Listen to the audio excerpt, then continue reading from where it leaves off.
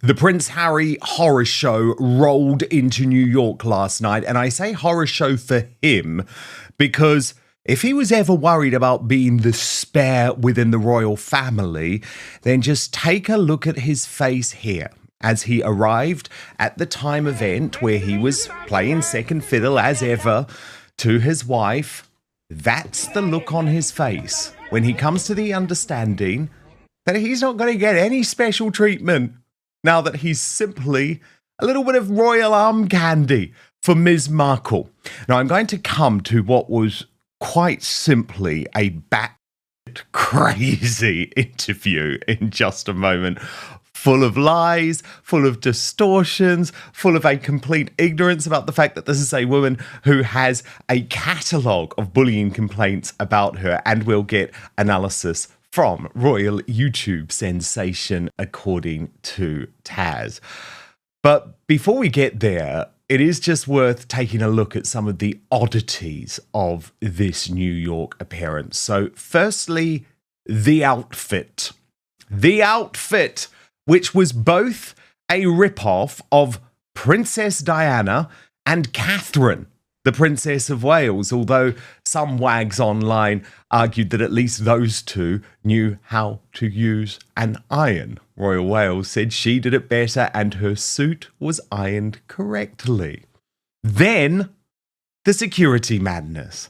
Despite proving that it was absolutely unnecessary to have this four-car motorcade just a couple of weeks ago at the theatre, pictures obtained by Page Six showed Harry, Meghan, and their bodyguards had 2 SUVs and 2 unmarked police vehicles.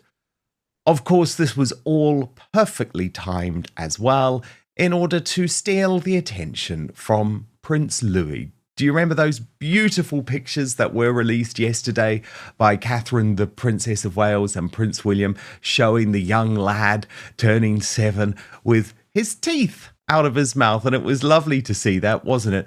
Oh, well, guess what?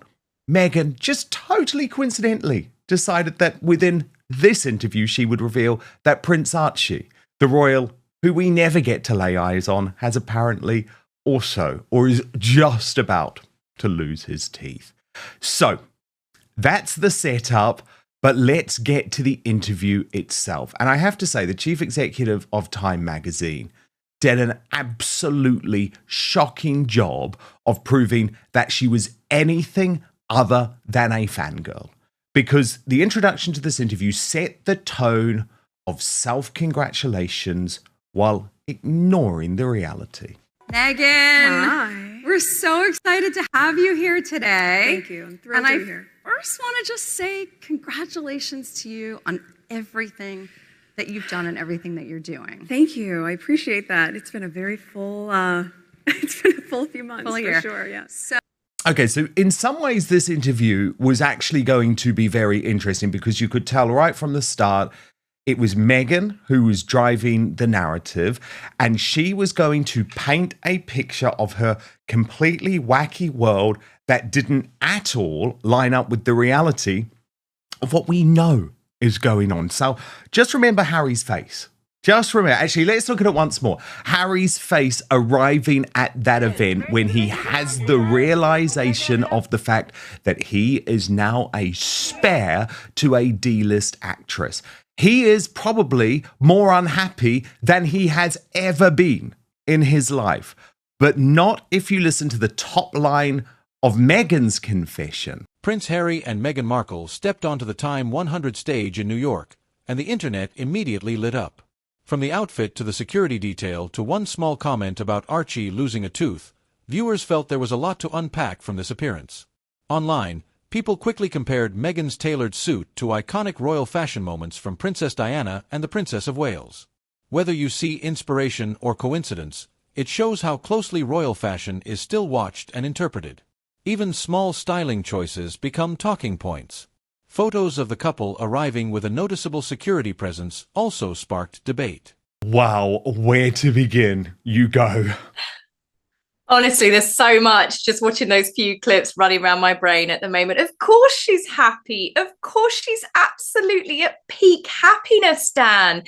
this is a woman that was being written out of Suits, that was running out of time in being able to get other acting roles. She had rental cars, she had a rental apartment. You know, time was not on her side anymore. She got with Harry, and fast forward, now she's on the Time 100 list. She's got a kids book out. She's had a couple of podcasts. I mean, she's now selling jam because it's her jam. I mean, everything that she's got, the 16 bathroom mansion, is all because she, at the right timing, with the right connections at Soho House, married, well, basically found Harry and got him to marry her. So, yeah, I mean, what woman wouldn't be elevated if that's your goal in life, to be a social climber or a gold digger? She won the lottery, Dan. No wonder she's sitting there happy. The thing is, I just don't buy it. I think she is also actually deeply unhappy at the moment because it hasn't worked out the way that she hoped, which was going to be all of this glamour, all of this money, all of this power without having to do any work. And actually, the Royal News Network posted after seeing that part of the interview saying Meghan's confession to the Time 100 summit is that she's the happiest I've ever been. I feel like the more Prince Harry and Meghan keep saying that, the more miserable they are in reality. I guess the difference, Tash, between Meghan and Harry is that Meghan is a professional actress, not a particularly good one, but, you know, she knows how to turn on the tears, or she knows how to pretend to be happy, whereas Harry, he can't fake it. He can't fake his misery, his absolute horror. And I will say Meghan is a pretty good liar. Because like all of her interviews, and you know I just use that L word now, lies, lies, lies everywhere. Yeah. And I want to point out one of the main ones, Tash, and I'll get your reaction off the back. But this is when she claimed that she doesn't go online. You know, so all of this reaction to every little thing that she sees online on her Instagram page or in her favourite magazines, where does that come from? Well, apparently not from Meghan, because she doesn't look at it all. And folk like you and I, Tash, and people watching this, you know, what saddos, we're all just caught in the swirl. Oh, a lot of us. I mean, firstly, Tash, before we get to that, I'm just going to say it. Poor Archie. Archie so desperately needs to be in the UK with his cousins, because don't you just get the sense that Meghan is not going to be happy unless this prince ends up a non-binary with a tongue piercing and purple hair?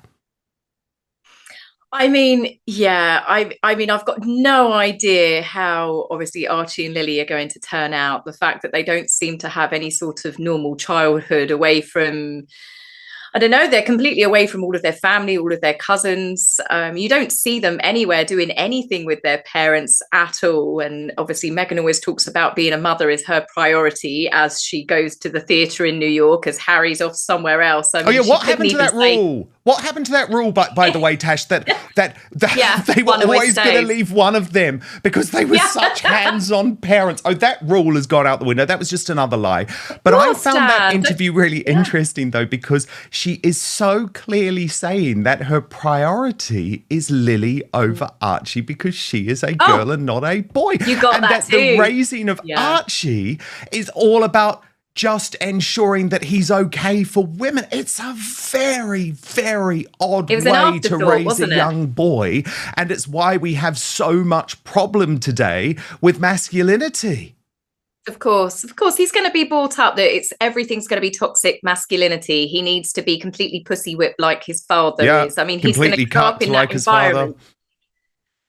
Yeah, it's just everything to do with Meghan when she talks about the children. Nothing seems real. It doesn't seem like, I don't know, maybe it's a California thing. Maybe it's the sort of people that she's bringing them up with. Maybe it's all this word salad waffle that, you know, they all talk to each other. I mean, even when she talks to her friends, they all seem to be saying the same conversations. It's the same words. And it's going to be a very strange environment for the children in comparison if you compare them to what, say, the Prince and Princess of Wales children have grown up in. And I would say that they're growing up in a far more stable world. Healthy, happy children. Totally. Like you said, I mean, Prince Louis looks so happy with his little toothless grin in the video clip they shared. just a normal, healthy child that loves the outdoors, spending time with his family and his cousins. And you see all the other cousins as well interacting. But you only ever see the backs or arms or a limb of Archie and Lily, and they're always around adults, never ever playing with other children. So whenever she mentions the children, it just, I don't know, nothing ever seems to ring true. No, totally. And you also just know, and this is why he's a broken man. And again, as you know, Tash, I have zero sympathy for the guy. But that is none. the type of rhetoric that is constantly put into Harry's head as well. It's like all about me because I'm the female founder. I'm the woman. You are there for me. And let's get on to the podcast because we're sort of living in a complete parallel universe in this Time 100 stage, Tash, where you would think that Meghan Markle is Joe Rogan, that she has a successful podcast, one of the biggest flop podcasts in the world, and Archetypes and Confessions of a Female Founder is certainly heading in that direction. But there's a really fascinating moment where Nancy Sidley, who is the woman at Time, who says that who do you want to get on your podcast or your show? And Meghan, you can just see she's absolutely horrified because we know who she wants to get. She wants to get Taylor Swift. She wants to get Beyonce. She even wants to get, what was it? One of those rappers, I don't know, Ty the Stallion. Is that right? The name? Oh. But you know what I mean. Yeah. She's asked so many people. They've all said no. I've had Alice Waters and I've had this Jose. Who's this Jose, Tash? Can you enlighten me, please? He's World Central Kitchen. He's the guy that set that up, who I'm surprised that they're still choosing to work with because he's also teamed up with the Earthshot Prize and Prince William. And you know how silly Harry is. You would have thought that would have had him cut off. But I think... Okay, so he's a minor league chef or a big league chef. Yes, he is. But I mean, not a household name.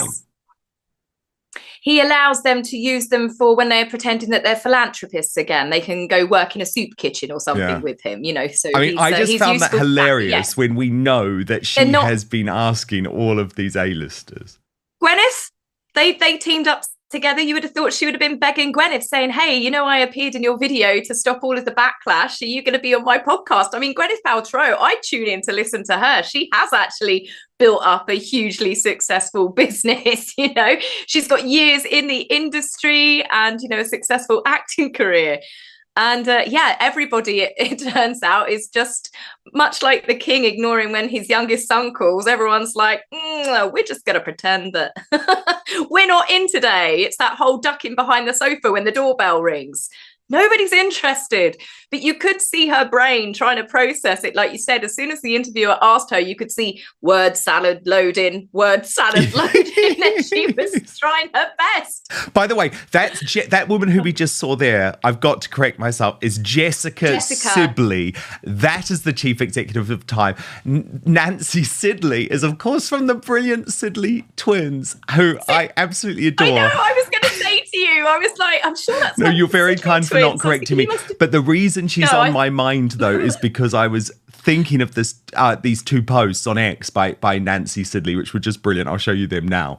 Firstly, she wrote, Meghan is ready in case Harry tries to walk beside her with that little arrow. And it's so funny. You can literally see it. Stay back. You may be the real royal, but in New York, I'm the queen. And then she also posts Meghan and Harry step out in NYC because, of course, it's Prince Louis's birthday. And we know that there was that tooth comment, which we'll come to in just one moment. Yes. Also, Tash, apparently we're just not cool enough. It's Megan the Stallion, who was the rapper who she had asked to appear. Yes. So I remember apologize the Stallion. There's so many Megans. There's too many Megans, isn't there? Well, one is quite enough. Okay, then, because there's more. This interview is so bad. I promise you. So next, we get the most over-the-top performative answer when flower sprinkles are raised. If she hasn't just made flower sprinklers really the only big concept of her new TV show. See, I think this shows the types of people she hangs around with, Tash, because I'm going to let you in on a secret. If I'm at a restaurant and they put edible flowers on my food, I'm genuinely furious. I mean, the first thing I do is literally pick them off.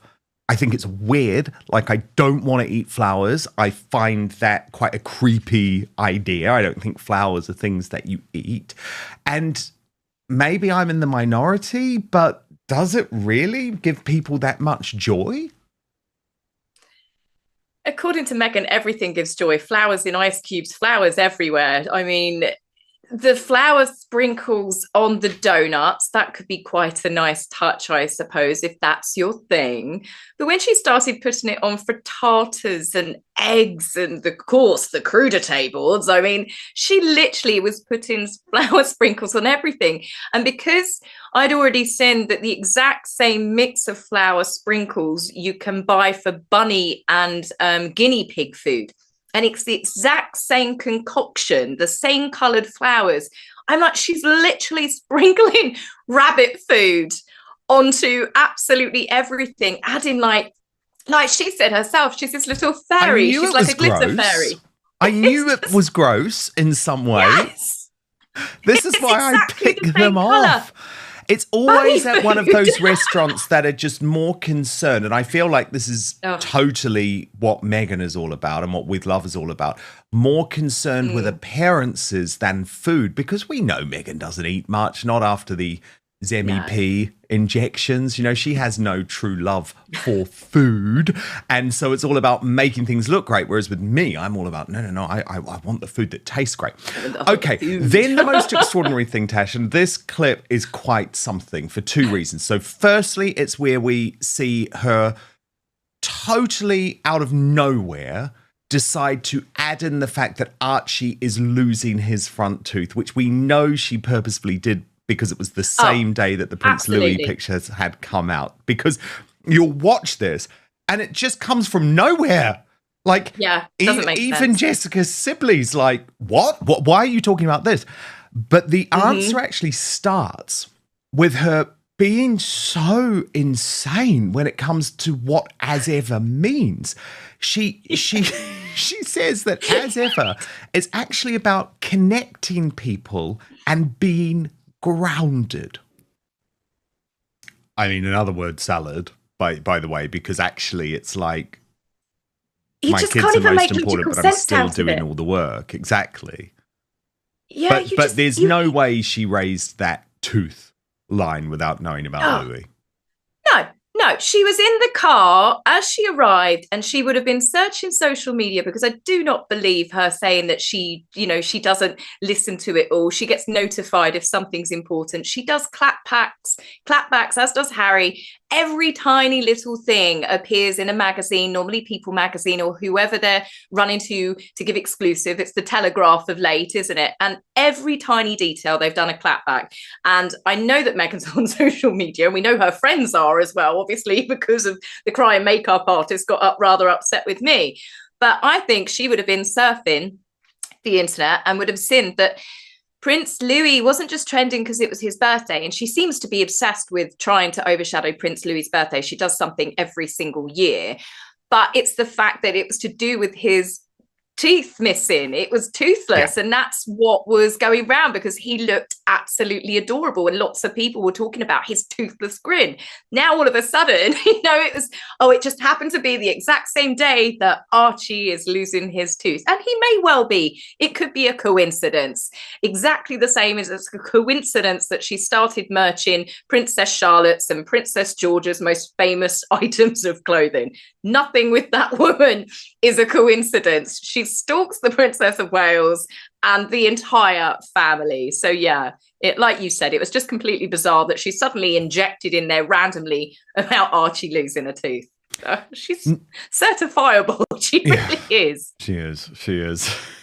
Now, let's get to the moment that I think is the most certifiable, actually. And this is where I will criticize Jessica Sibley, the chief executive of Time magazine, because she allows Meghan to pump out this propaganda about the fact that she is all about caring for the crew on her show and all about her love language. I mean, anyone, by the way, who speaks about the fact that they use a love language clearly doesn't use a love language, right? Because it's just so insincere. But for Jessica Sibley, as someone working for a news organisation, to allow that narrative to take hold and not to say for even one moment, but hang on a moment, what about all of the multiple accusations of bullying against you on both sides of the Atlantic? Don't you want to address them now? Because your love language, Meghan, seems to have got lost in translation. So Tash, that crew, that 80-strong crew. Yeah, 80 of them, Dan. Yeah. That she has such a love language with. I'm sure none of them, Tash, have to sign NDAs before working with Ms. Markle, because I'd love to hear them talk about her love language. We'll probably hear about it, Dan. I reckon once she's wrapped up and she's finished with Netflix, that's when you'll start getting the leaks, the same as we did with Spotify and Gimlet Studios, who helped Spotify, all of those people that were actually helping Meghan, trying to make Archetypes a success. And she was just as horrible to them. I think it was actually Spotify staff that ended up in therapy rather than her own staff. So, of course, she's nice to people when it suits her. But as we know, when it doesn't suit her, she's particularly horrid. There's far too many examples of her treating people appallingly for years, even before she got with Harry, from videographers to underlings on the set of Suits to even now. There was a florist in Montecito that said that she screamed at her for like 20 minutes down the phone. Meghan is still trying to sell this whole she's all about love and joy and kindness, but all you've got to do is look at all of the people closest to her, and she's treated terribly, like really cold. And I don't think that's going to stop anytime soon. So making someone a bacon and egg sandwich and sticking some flour sprinkles on it does not suddenly make her a pleasant person. And there were lots of stills taken from that Netflix show that got released on social media where you could see she was getting a lot of side eyes from people. So I'd imagine that she is still, like everyone that's worked with her, a pain in the royal behind. Very well put, Tash. Ding, ding, ding. Do you want another lie? Do you want another lie? Here's when she claims that With Love, Meghan has already been renewed for a second season without explaining to Jessica Sibley, who hasn't done her research, that, oh no, actually we filmed them all at one time and we're just putting them out in 2 batches. Supporters say it's necessary given their profile. Critics say it looks excessive. Either way, the optics became part of the story before the interview even began. One moment that surprised viewers was Meghan mentioning Archie losing his first tooth and hoping to be home in time. Some saw it as a sweet parenting detail. Others felt it was oddly timed given recent royal family photos of Prince Louis smiling with a gap-toothed grin. Intentional or not, the overlap got people talking. The interviewer opened with warm praise, setting a friendly tone. That allowed Meghan to speak at length about feeling the happiest she's ever been, crediting family life and supportive partnership as key reasons. Viewers also focused on Harry's expressions during the event. Body language experts and commenters alike speculated about what he might have been feeling. Of course, we can't know his thoughts, but it's clear people are reading a lot into the visuals. Reactions fell into 2 camps. Supporters applauded Meghan's positivity and focus on family. Critics questioned the authenticity of the message and felt it clashed with ongoing public narratives about the couple's relationship with the royal family. This moment highlights a larger issue for the Sussexes, the gap between the image they present and how different audiences interpret it. Every word, outfit, and anecdote is filtered through years of public debate. In the end, this Time 100 appearance wasn't just another event. It became a case study in how modern celebrity, royal history, and media narratives collide in real time.